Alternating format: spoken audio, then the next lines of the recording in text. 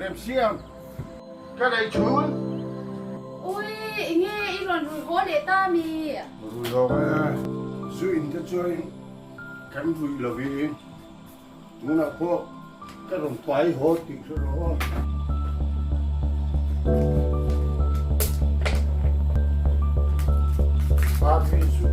Arvisu ni ngot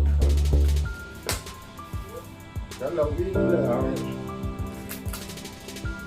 ý giặc thầy lâu quất mấy thì in để pha đô nó mua ý rủi tệ luôn nè miron thịt sặc là cái đủ rồi cái mò ý giặc thầy lâu nó tục nào bằng cái nhảy sặc bóc xí lâu hay sặc cái bòi lâu bỏ chiếc ái lâu rủi chó đi nó rộn thấu ai nấu bằng hay sặc vắng nó là đầm cái bóc cái này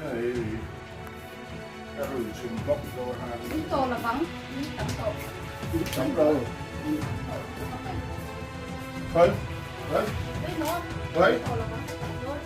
cái tá đi ha cái tá nữa ai tổ lâu ayo cái tổ lâu nó tổ Van kui tak em siami cái này chú mi cái sual vàng liao liao đi để du hi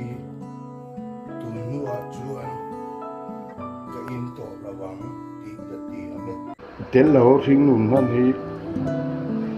cái vật chắc lâu té nul em du vàng mua li liam chẳng là in tông lại rồi nè bây giờ ra mua ya